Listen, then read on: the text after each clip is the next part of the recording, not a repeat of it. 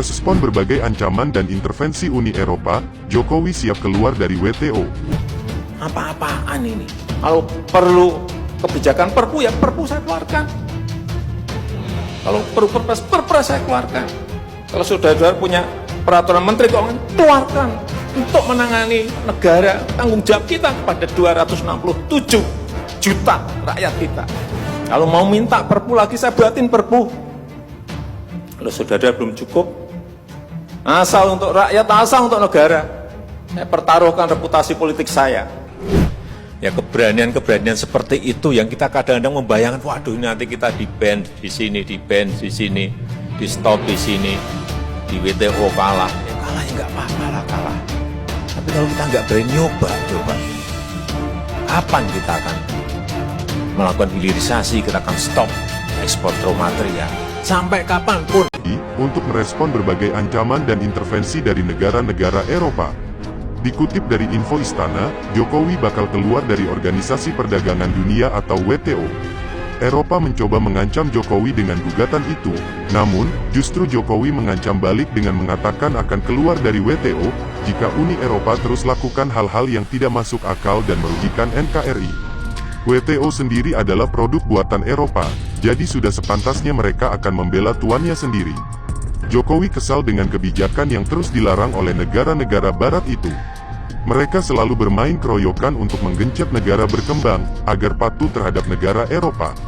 Pasal demi pasal mereka tuangkan, untuk menjatuhkan sedikit semangat perjuangan dari negara berkembang, untuk berubah menjadi negara maju.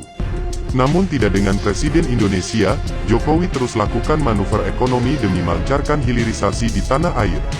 Jokowi digertak dan justru mengancam akan keluar dari WTO. Kerugian-kerugian terus dialami oleh Eropa. Bahkan bukan hanya Eropa saja, negara-negara tetangga Indonesia terkena dampak dari kebijakan Jokowi ini. Kebijakan yang bisa dikatakan bagus dan mampu menunjukkan kekuatan Indonesia di kancah internasional. Perlu diketahui, Indonesia dipandang oleh negara-negara Uni Eropa adalah sebuah negara yang besar, dan memiliki ekonomi yang strategis. Sebagai negara dengan penduduk terbesar keempat di dunia, Indonesia perlu pemimpin yang berani, dan tahu caranya melawan penjajah di era yang milenial. Tentunya sosok yang pintar seperti Jokowi harus ada untuk melawan hegemoni Eropa di Indonesia. Indonesia terus melakukan perbaikan demi perbaikan sistem, agar bisa melejit menuju negara maju, dan bisa bersanding dengan negara Timur Tengah, yang kelihatannya tidak memiliki konflik, namun mereka maju dari bidang apapun. Hilirisasi menjadi kunci sukses, untuk menunjukkan keberanian Indonesia, dan pengaruh besar Indonesia ke tatanan global. Meski mendapat tentangan dari Uni Eropa dan juga gugatan di WTO, pemerintah tetap bersikeras melakukan hilirisasi industri, demi mendapatkan nilai tambah. Setelah nikel, pemerintah kembali melarang ekspor bauksit pada Juni tahun 2023 mendatang.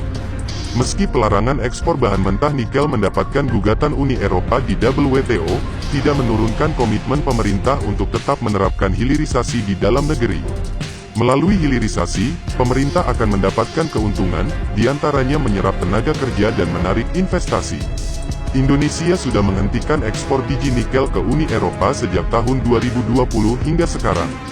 Kebijakan tersebut diambil dengan mempertimbangkan, bahwa nilai ekspor akan lebih menguntungkan, apabila biji nikel diubah dengan komoditas yang lebih bernilai. Di tengah ancaman resesi global, di mana ekonomi jumlah negara mengalami perlambatan, hilirisasi industri menjadi solusi bagi Indonesia.